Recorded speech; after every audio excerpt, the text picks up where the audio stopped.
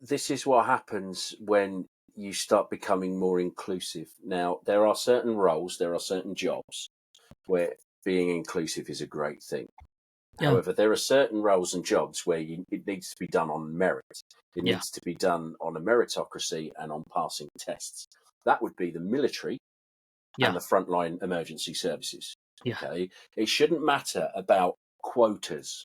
Right? No, Quotas not is at all. irrelevant.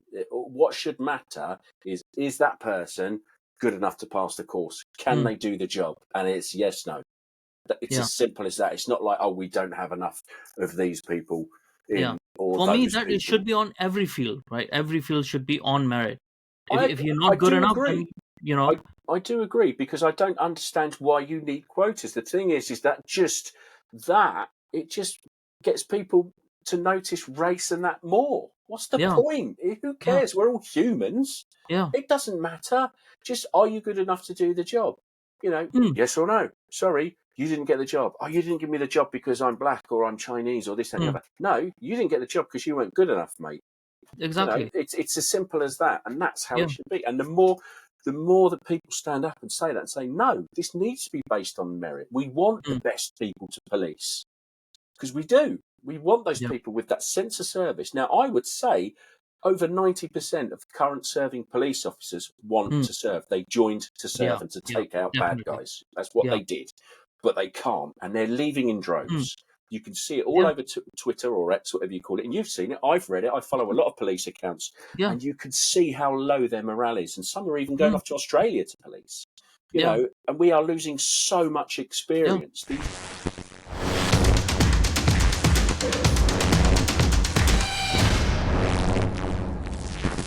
Hello there, everyone. Welcome to the World of Momos podcast.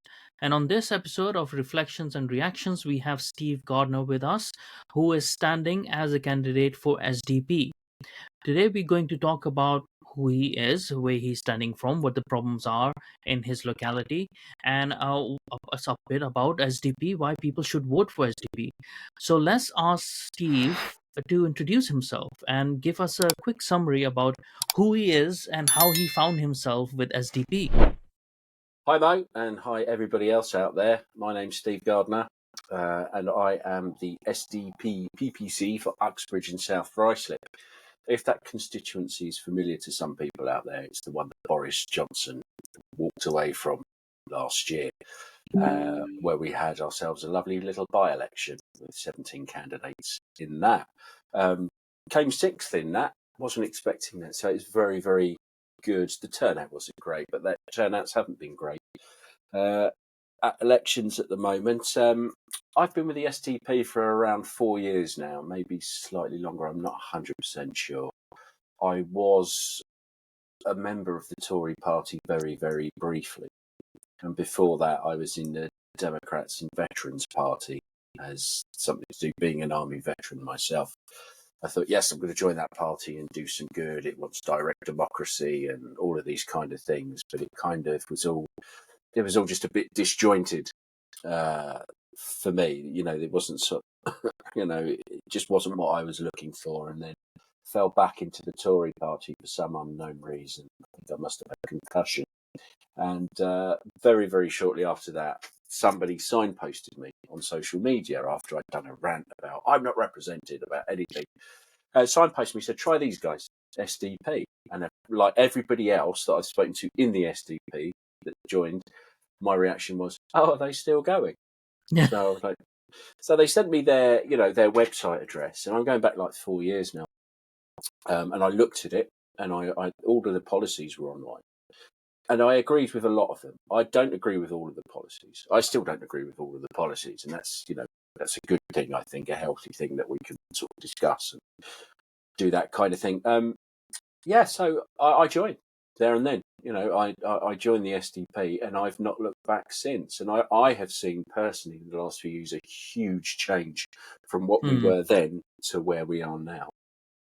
So you said you were a veteran. So you are a veteran. Tell us a bit more about that part of your life.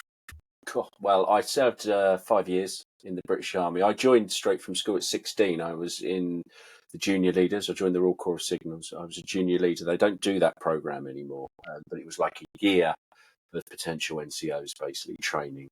Just kind of before the Children's Act, it was very, how can I say, challenging. I look back on it, with rose-tinted glasses, as you do. It was very hard, very difficult. And then I left from there, did my trade training. I was a combat radio operator, which changed its name to telecommunications operator, brackets radio. It just sounded better, I think.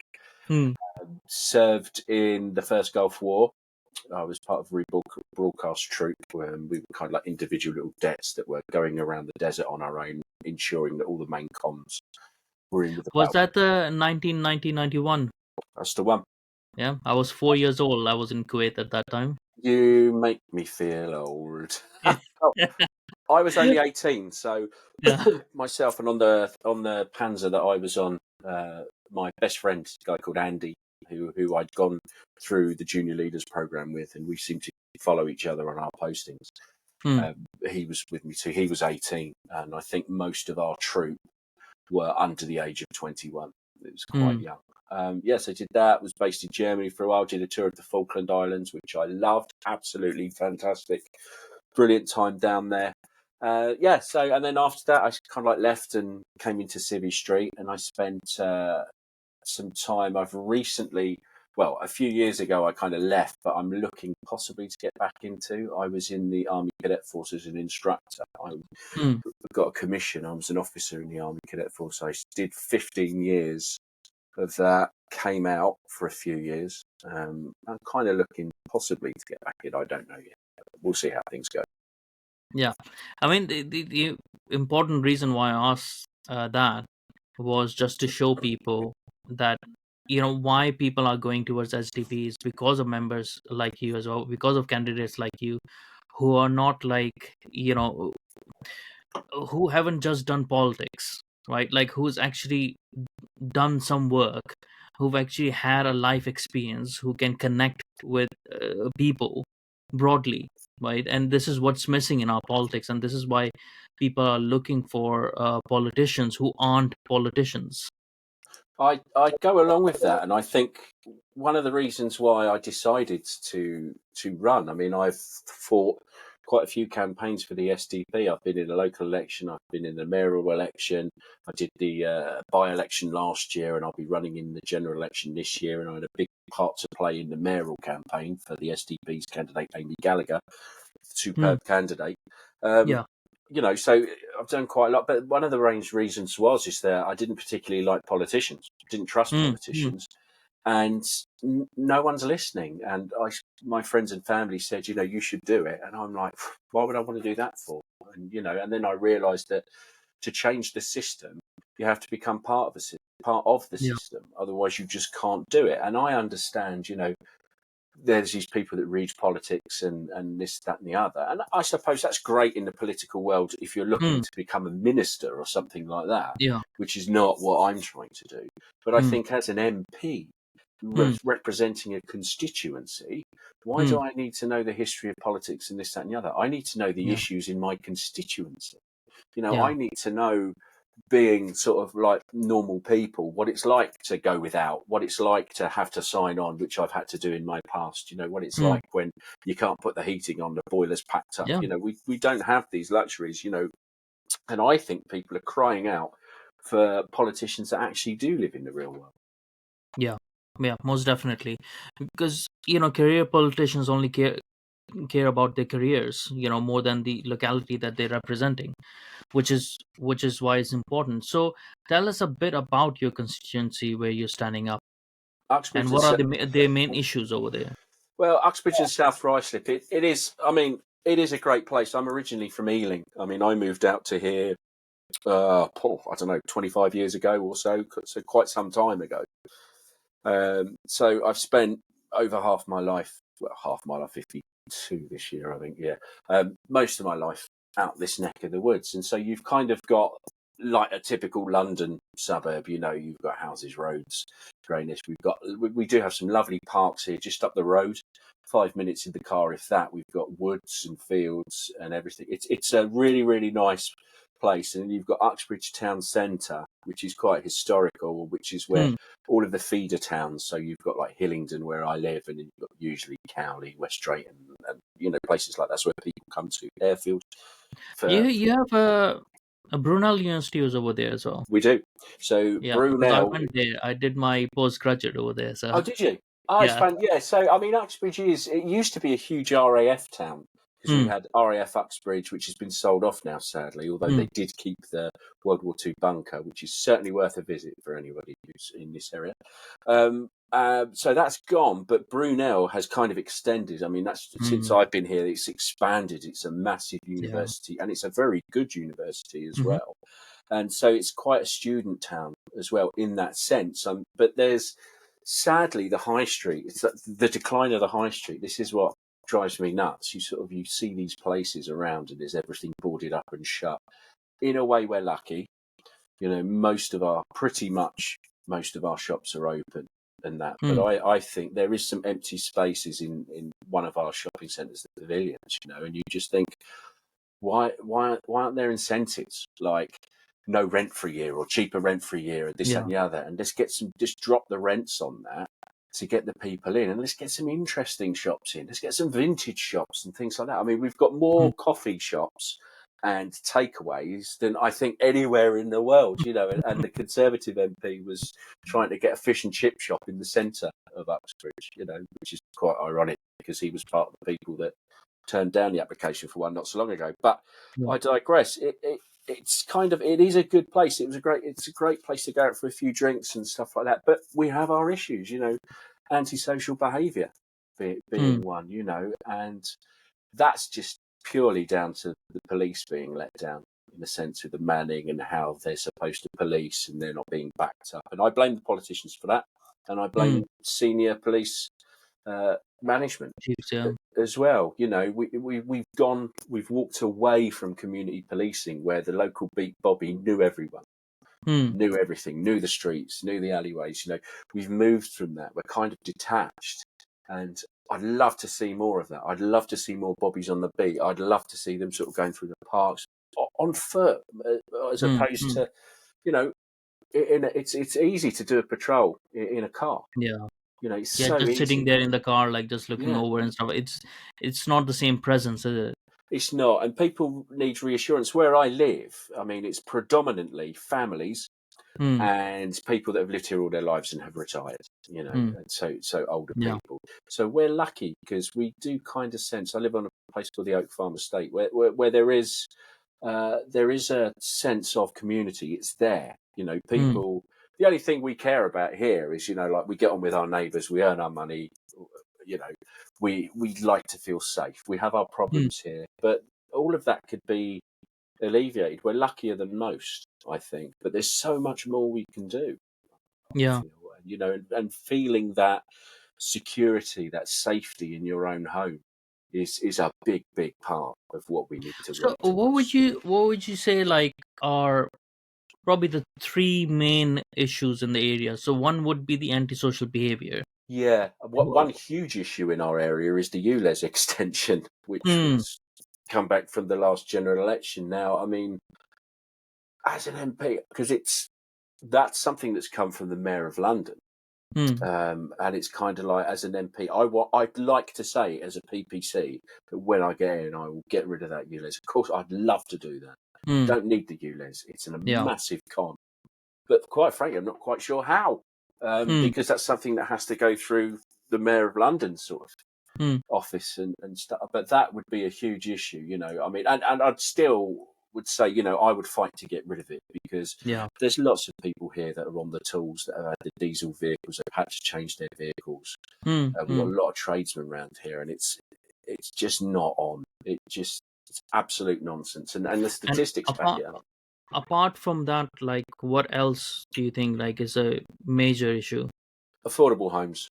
Mm. Affordable homes and the availability of homes as Mm. well. Now, we may not, at the moment, this is kind of like linked with the whole illegal immigration sort of Yeah. thing. Yeah. So Yeah. initially, we were getting the illegal immigration that coming in. Mm. We didn't really have a massive housing crisis. We had a bit of, there wasn't enough housing, but it wasn't a housing crisis. But the more this has increased, the more it has become a crisis. And we've got to that stage now, especially here. It's not just endemic to Uxbridge and South Ruislip. It's all over London. It's all over the country, where people, where they grew up and they want to remain where they grew up because they know everyone, they can't afford to. And they have to move out. Now, I know the SDP have always said that they would, prioritise locals that have grown up in the area above anyone Yeah. else sort of coming in. But I think there's so many houses that are either derelict or office space that's no longer used and just sitting there, and the infrastructure's there to build flats, accommodate decent accommodation as well. It's got to be decent, it's got to be great, and it's got to look good. I mean, some of the modern housing is dreadful. Yeah. The architecture is, and I take my hat off to King Charles, because like it or love it, his whole Poundsbury project just outside of Dorchester, it looks really nice. Yeah. Brilliant architecture. And I've been to Poundbury, I've driven through it, and it is fantastic. I know, like, people like to knock the new builds and stuff like that as well. But there's a way of doing it, right? Because I've seen bigger companies, when they do it, they do a bit. They don't do a good enough job, because obviously they're getting certain subsidies to do it, and they just want to make money when they're building, like, hundreds of houses and stuff. But I've also seen projects where a new build is being done by, like, private contractors, smaller builders and stuff, who are only doing 10 houses, who are only doing 15 houses and stuff. That is done to a very high quality, and like, that has more character and stuff like that. So, a government, or whoever is in charge in the area, if they incentivize those sort of people over the bigger companies, then we can get a new build that is more in line with the look of the area as well, that doesn't just stick out like a sore thumb. 100%, because some of as you say, some of the new builds, they're not to a great standard. If you go to some of these new houses, I mean, you literally, the walls, you can hear next door and you can hear three doors down. I mean, it's not like when they built houses after the war, solid brick built. So, and ex-council houses were huge. Some of them were around here. They were really big. Even the ones before, like from Victorian times, like my house that I live in, like, I've broken drills and drill bits, like trying to drill the walls of this house. With the massive high ceilings in these Victorian houses. But exactly, I mean, what is wrong with that? That's the thing that gets me. It's kind of like where this country is. It seems like it's really trying to destroy itself. Very determined to do it. And every time, and you want to speak out, and that's another reason is to turn around and say, for God's sake, get some pride back, get some love for the country back and its people, and let's just draw a baseline and say, right, from this point on, we're focusing on us. We're focusing on our problems. We need to get it sorted, because we got huge problems. Because it's not hard to fix the problems as well that we have, right? So we just, like you said, we just need people that love the country, right? That's all we need, that love the country and the people, right? And everything falls into place. Like the three main problems that you've listed, the antisocial behavior, that's not that hard to fix. All you have to do is you have to back the police, and you have to make sure that they have the right budgets, that they have the right kind of people in there, that they're not giving out the shit training that they're giving out, the right kind of training that they're giving out, right? And if the police in London need help, then get help from the army for temporarily, the military police or whatever, to train them up in certain tactics that they might not be trained in. Help them a bit to control the situation, right?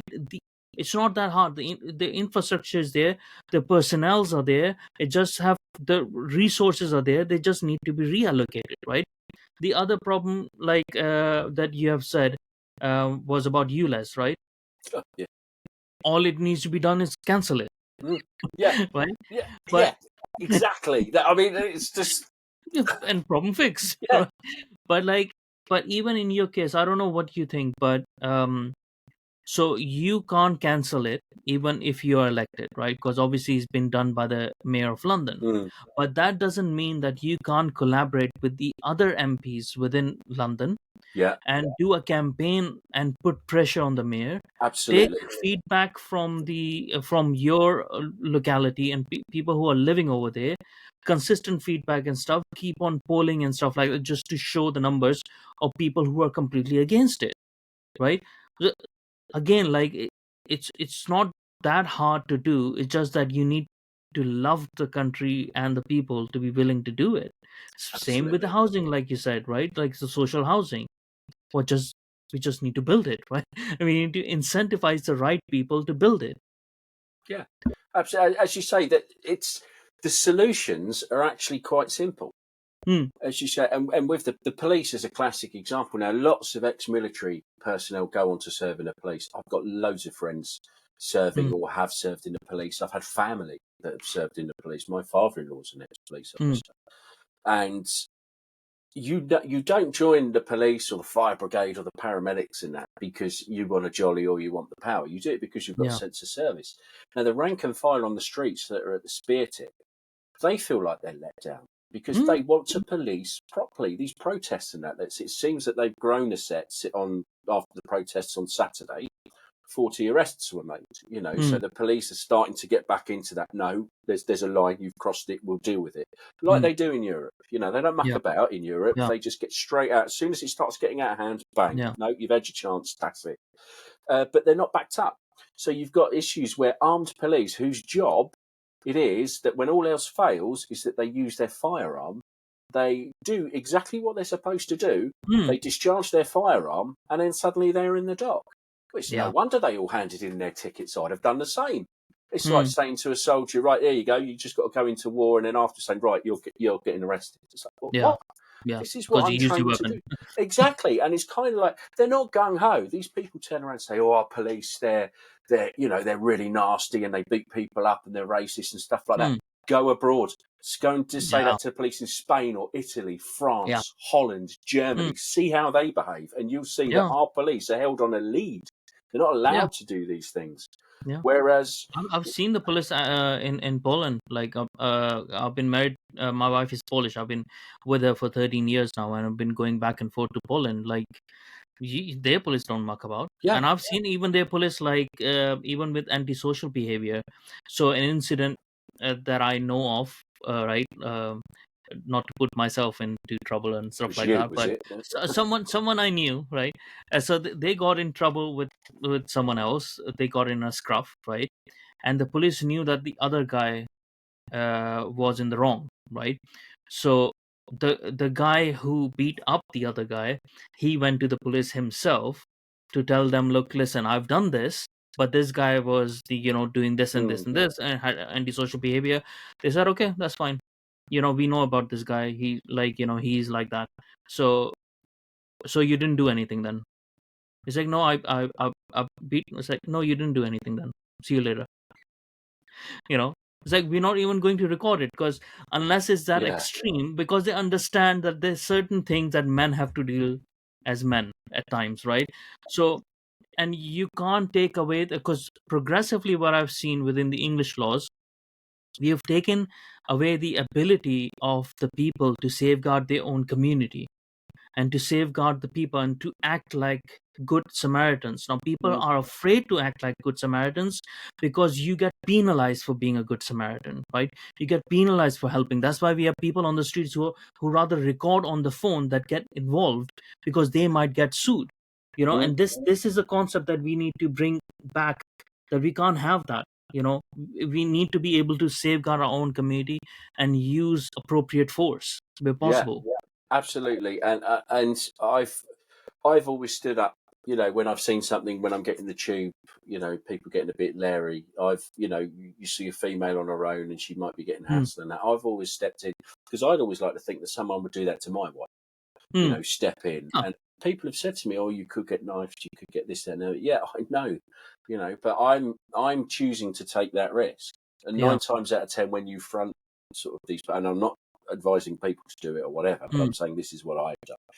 I fronted it and they've backed down, and it's happened. It doesn't matter that at the time you're nervous, but you're doing it because it's the right thing to do, and this is how we should be looking out for each other, because quite simply, there's good and bad, and sometimes we do some bad things, but it depends on the scale. But all of this harassment, this robbing, this nicking of phones and stuff like that, and you can see why some people react how they do when their phone gets nicked. Because, it's just a phone. Yeah, but it's the principle of the fact. That's why I reacted and kicked him while he's down. And again, I'm not advocating that, but you can understand why people react like they're doing, because they feel powerless. This person's not even going to go to court.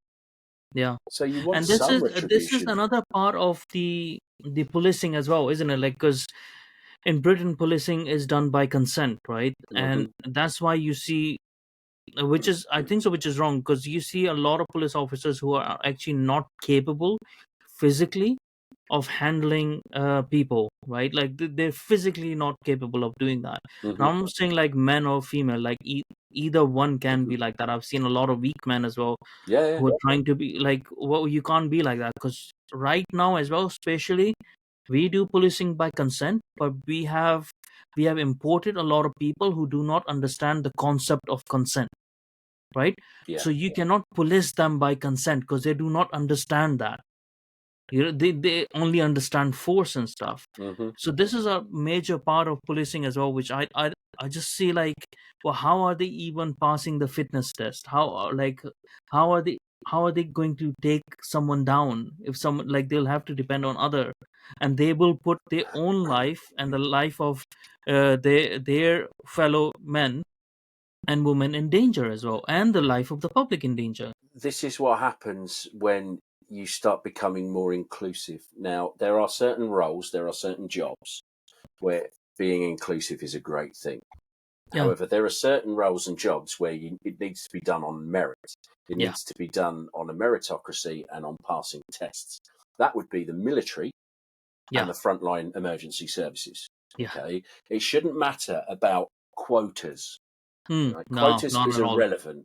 What should matter is that person good enough to pass the course? Can they do the job? And it's yes, no. It's as simple as that. It's not like, oh, we don't have enough of these people in, or For those me, that people. it should be on every field, right? Every field should be on merit. If you're I not good do enough, agree. then I do agree, because I don't understand why you need quotas. The thing is that it just gets people to notice race and that more. What's the point? Who cares? We're all humans. It doesn't matter. Just, are you good enough to do the job? Yes or no. Sorry, you didn't get the job. Oh, you didn't give me the job because I'm black or I'm Chinese or this and the other. No, you didn't get the job because you weren't good enough, mate. Exactly. It's as simple as that, and that's how it should be. And the more that people stand up and say that and say, no, this needs to be based on merit. We want the best people to police, because we do. We want those people with that sense of service. Now, I would say over 90% of current serving police officers want to serve. They joined to serve and to take out bad guys. That's what they did. But they can't, and they're leaving in droves. You can see it all over Twitter or X, whatever you call it, and you've seen it. I've read it. I follow a lot of police accounts, and you can see how low their morale is. And some are even going off to Australia to police. And we are losing so much experience. These guys, they've been demonized. They've been, and obviously, like, some of them have their own faults as well. Some of them, of course, are humans. not like, just like, they're just following orders and stuff. But that's where they've been let down, when they're not being given the right directions, when they've not been given the right orders and stuff as well. And a lot of these things, I think so. I do not like police overly of this, like a police from a different person from a different locality coming to police in another locality, right? I actually don't like that. Like, I think so 75% of police force should be of that locality, and they should live there as well, right? So, because then you're taking care of your sort of area, right? So you have more of a personal responsibility. You know people as well. You know the neighbors know you. They know this guy is a police officer. He knows those, like, if there's a scruff or something like that going on, that police officer is likely to know who that person is, and they can de-escalate a lot easier, because they would know, oh, yeah, he's that, Tim down the road, like whatever, I would 100% with you in the sense with the community policing having regular officers. I think the problem is, and it would certainly be an issue in places like Ulster and other sort of like high sort of risk areas, is that it's kind of an advantage not to live in the area you're policing for obvious reasons. So I'm with you on that. And there should be a percentage, right? Like the day-to-day people who are like going about and policing the community policing and stuff like that. They should definitely be of that area. They should know their community. I Because I've agree. seen now as well, like even with local authorities, a lot of the people of the local authorities don't live in the local area, right? And they're shipping these people in from other places, and that's happening on I do not understand that concept. Like, how can you work in a local authority and you don't even live in that area? That's a very good point. We used to have Hillingdon Council. It's Tory run, okay, and it has been Tory run for quite some time. And as running a council, we're actually better off than a lot of other London boroughs. I'll say that for him. But the last leader of the council, for example, is a guy called Sir Ray Puddifoot. And as you know, I'm no Tory or anything like that. But I have to say, because I know people that have worked at the time at the council, and his philosophy is you put the residents first. I don't care if you've got the hump with me, because all that matters is the residents. We do this for the residents, and that was kind of his mantra. He did look a bit like Joseph Stalin, though, I have to say. I always used to think that. But as a leader of the council, I have to say I respected him. I thought he was great. And another great MP that was here was a guy called John Randall, or Lord Randall, as he is now, and absolutely to this day respected politician and MP. He was Tory, but he would represent everyone, regardless of who they voted for. He was That's what you're supposed to do. Absolutely. And I actually take a lot of, I learned quite a lot from watching how he did things, sort of saying that's the right thing to do. So you can kind of look at two people politically that I have a lot of respect for, and that they're not even from my party or don't really stand for what I stand for. But I mean, you can admire people for how they get things done. And I think we are lacking that. I think we're lacking people with the moral high ground to go out there and actually grab it by the tail and do it. But I have to say, and I'm meeting new members of the SDP all the time, especially through this Spaces thing on X, which is fantastic. You're talking to people that you'd never talk to normally. And I am seeing some real passion and people that I would think, do you know what, if you were standing in my area and I wasn't in this, I'd actually genuinely vote for you because you believe in what you're doing. And I think that's where one of our strengths is that everyone that I have spoken to that's a PPC or, one of our councillors, for example, in Middleton Park in Leeds, they all say the same thing. No, it's the people first. We put the people first. Yeah, we're part of a party and we agree with the party. But we put the people first. And that's essentially, we know we can't win the next general election. We know we can't win the next general election after that, and probably the one after that. But what we do know is that we can get people in Parliament that are going to speak for the people and hold the bigger parties now to an account. That's what we need. Yeah. And I bring that sense back, like what it actually used to mean to be a politician, right? Because what we have is London based politics, and we have anywhere people representing anywhere people, right? So they don't have that connection. They work in London, and I can understand that it's expensive to live in London and whatever, but then as an MP that you should be doing something about it, as well. But the thing is, like, if let's say it's the future, 10 years down the line, and I'm standing for Malden, right, where I live, I would be a better advocate for the people living over here, because I would have lived with them for so long. I know what the issues are. I know the little potholes like here or there there's a problem. I know that there's a turning that kids are in danger because of. I know all those little details, right? So that would be my focus first. to fix that, rather than trying to get in the cabinet, rather than trying to, like, just to be the big shot and stuff like that, right? That's it. That's what we need. That's exactly it. You're exactly right. I mean, it's quite interesting here because I see all the bump that comes through, like from like the Labour candidate, the Tory Hmm. candidate, and this, that, and the other.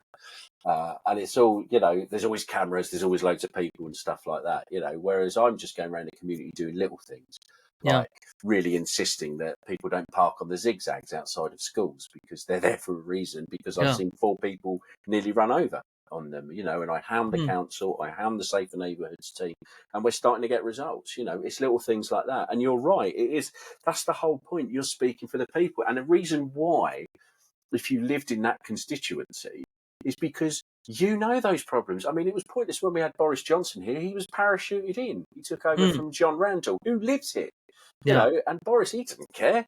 He said, well, what's No. he care? And that's the trouble with the big parties. They'll see the safe seats and they'll say, oh, well, we'll put this person here, put this person here. It's like Hmm. me becoming the MP for like Stirling up in Yeah. Scotland or something. It's like, don't get me wrong, I've got Scottish blood.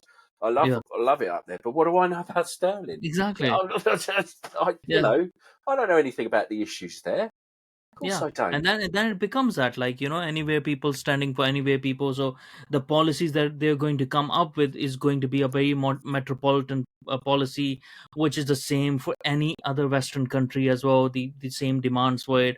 Oh, we want high Wi-Fi. Oh, we want, like, these Yeah, sort of policies they will roll out and stuff like that. Oh, we want universal income, because that's something that can be transported to anywhere. It doesn't really match to the locality, and doesn't mean that if you're focusing on the little things, that means you don't focus on the big things. It's just that you start from the little things, because you're voted in not for the whole of the country, you're voted in for that locality. Then you absolutely. take care of that, and then as collectively as a political party, you take care of the nation.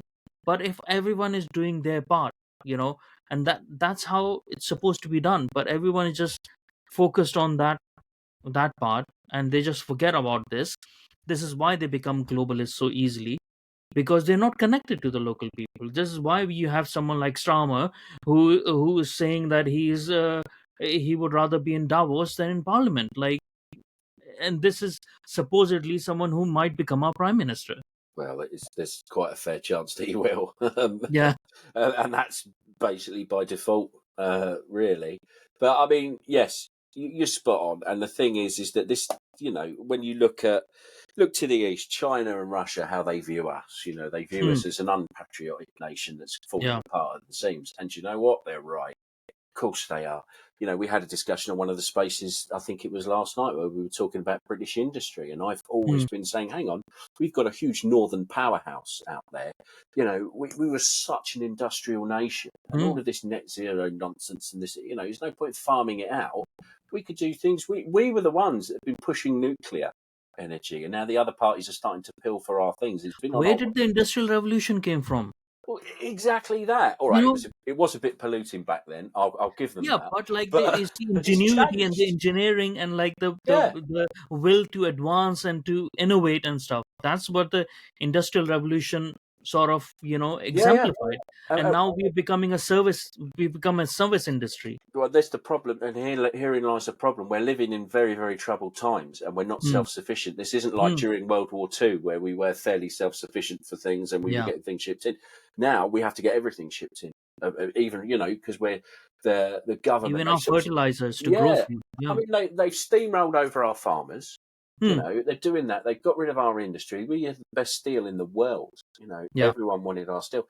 Again, it's a simple fix.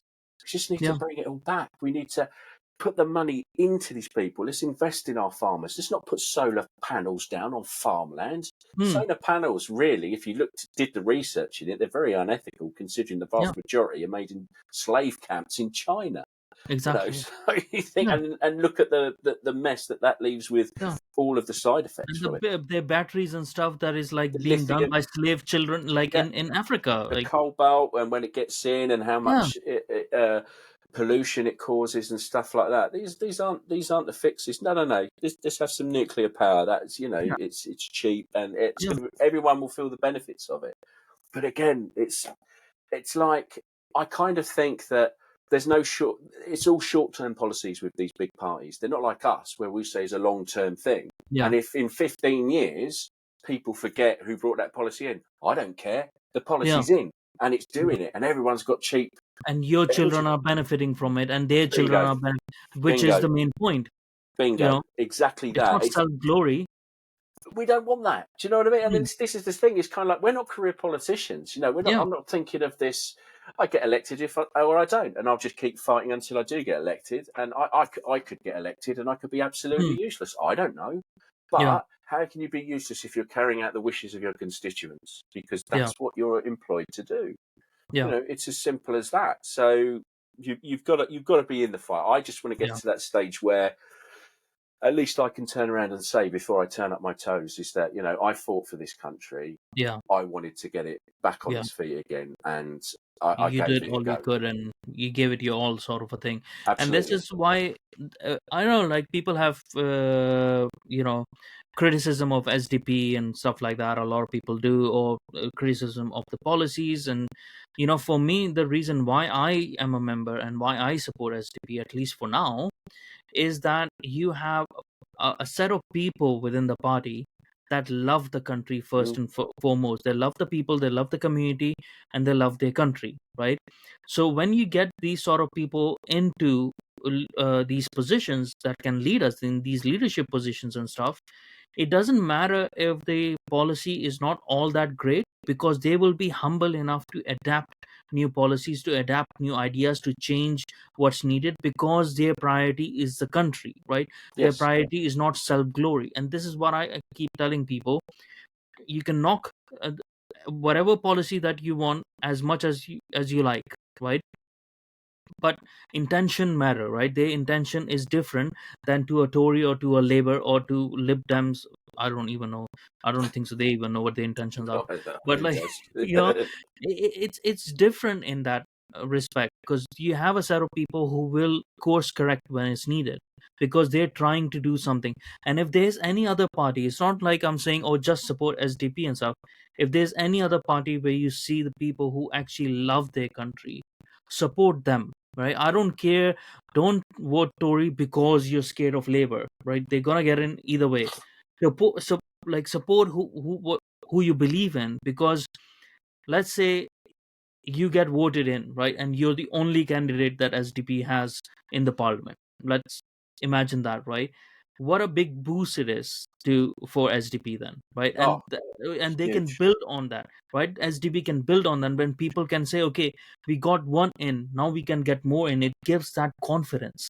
People just need to support what they actually believe in and the people they believe in, and stop getting scared by, oh, if Labour would come in, if, like, it doesn't matter, they're both same anyways, whoever comes in. That's true. And I think that the current voting practice, the system that we've got, is we need some form of PR. So people aren't voting because they're like, what's the point?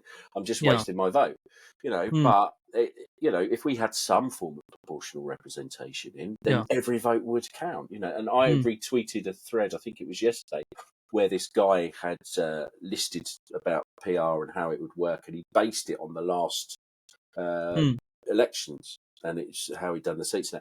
And it was really interesting reading. So I tweeted it out there for people to say, this is how this could work, because that's what we need to do. We need to get people to vote.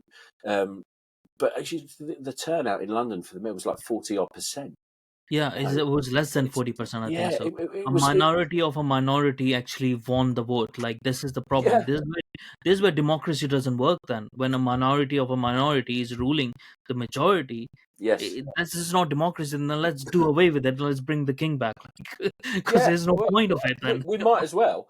Or let's change it so that we've got some form of PR. And I think what would happen, I mean, quite simply, first past the post. So I'd be saying to people, if you want to change it, just completely change your vote. What have you got to lose for voting for me? At the end of the day, what have you got to lose? Nothing, because we know what's going to happen when Labour come in, and Tories haven't done great. We know that as well. So you've got nothing to lose. You might as well get somebody who's local and who in there that's going to speak for you. Forget the party. Although people have said to me, "Are you a socialist?" Which I'm like, what? Forget about the social bit. It doesn't mean socialists. No, we're not socialists. I wouldn't be in the party if we were. But I'm one of those people that I will take an idea from the left and an idea from the right if I thought it was best for the country. Yeah. You know, let's Yeah. mix it Most up, definitely. and Yeah. this could work. You know, and Yeah. that's where we need to be, I Yeah. think. And you know, Yeah. I'll fight for that. I'll fight for that, but I'll do Yeah. it cleanly. Yeah. Yeah. Cleanly. Well, I hope you win. I hope people vote for you, Thank you, mate. because it would be really good to have someone respectable in the parliament. I wouldn't go that far. Yeah. Someone semi respectable. Yeah, it's You know. somewhat like you. Well, you know, like with everybody's got a past and Yeah. that, but you know, Yeah. as I said, I Yeah. wear my heart on my sleeve. I am a normal person. Yeah. You know, But people. that's That's what what we people need. want. Yeah, That's what we need, like, and is that mentality, right? Because I've been saying this for a very long time now, that I've stopped considering myself as politically left or politically right. I same. consider myself as politically British, right? So those are my concerns. So whatever is in the interest of the country, I will back that policy if it's good in the long Yeah, run. 100%. And that's where we have to be. That's why we have to all become, within the political sphere, politically British.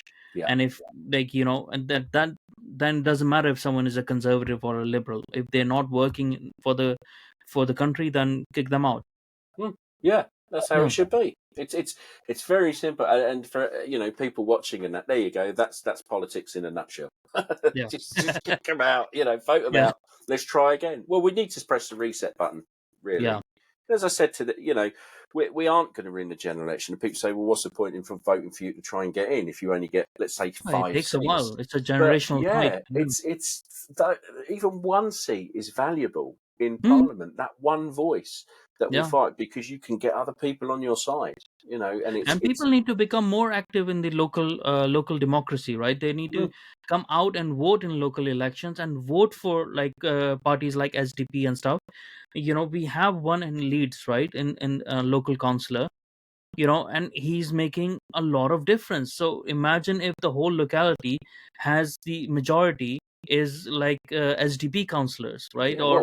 or some other councillor, anyone apart from that. Like, it makes a huge difference, and that translates to national democracy then. Well, that Middleton Park ward is Hmm. all 3 councillors, aren't they? Are Yeah. SDP. Yeah. You know, you've got Wayne, Emma, and Rob, and Yeah. it's kind of like, and that started off with Wayne eventually, after years, chipping away, getting in there and beating Labour, and then Emma came in, and then Rob actually beat a sitting Labour person as well. So there's an entire ward, and that just goes to show, you know, how great they're doing it up north. And these people have actually decided, do you know what? We are going to take that risk. And then Wayne had come in and they were like, Hmm. we want more of him.